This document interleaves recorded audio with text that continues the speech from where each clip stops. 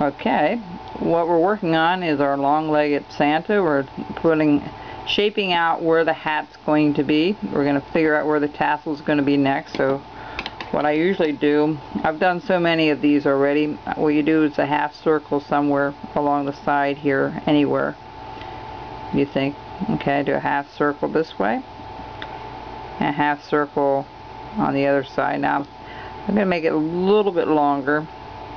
You can make it a little bit of an oval shape if you want. That's entirely up to you. So like I said, there's a lot of leeway when you do these. They're very forgiving. You know, you can do a lot with these. And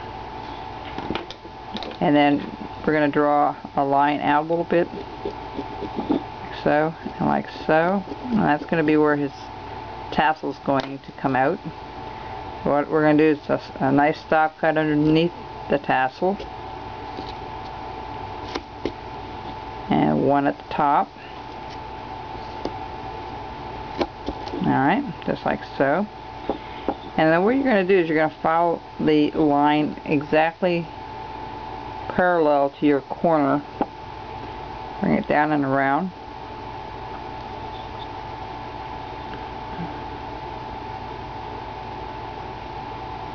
Okay, and you're going to come up here as well and kind of make it kind of deep there, right where that tassel on the top and that other part of the hat meets. And what we're going to do is we're going to try to come up like so and try to snap that out. And that didn't work the first time, so you go back and recut it. Okay, and you kind of match that in there a little bit, just like so. You're going to do the back side as well.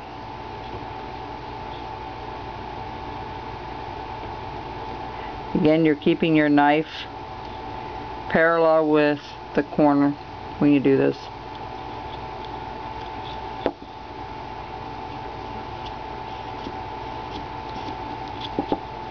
Alright. Next thing I'm going to do is I'm going to scoop a little bit out here. And a little bit on each side, each corner.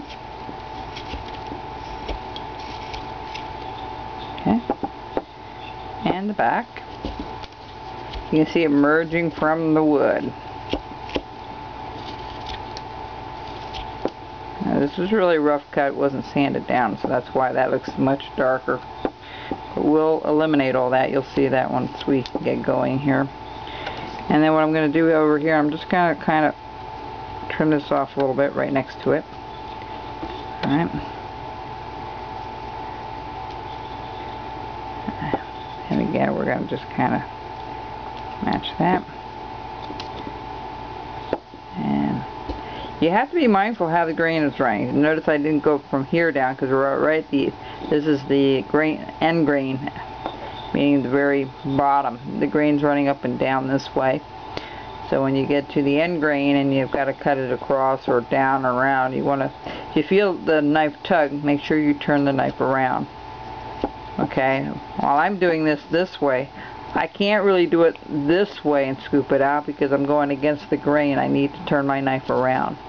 And you'll learn, if you're a newbie at this, very new at wood carving, you'll learn to feel the resistance, and as soon as you know that, you will turn your knife around automatically. You know, try to use your thumb as a leverage, as you see I do. I hardly ever carve like this. I don't do that. No. That's waiting for a disaster.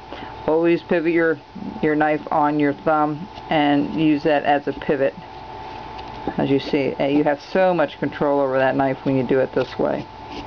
So your two hands are actually carving. It's just not this hand carving. It's your thumb is guiding your knife through, you know, where it should go. And the same thing when you do it this way, you know, your control's in your hand and your thumb becomes the stop. That's where you need a thumb wrap for it. Now normally I don't wear one, but the other day, yeah, I did go a little deeper than I wanted to cut, and just cut it a little bit. But you really eliminate, when you cut this way, you really eliminate a lot of the accidents. Not all of them, I'm going around just cleaning off, and you want to take all those rough spots off. If you don't, it's going to look different when you paint it later.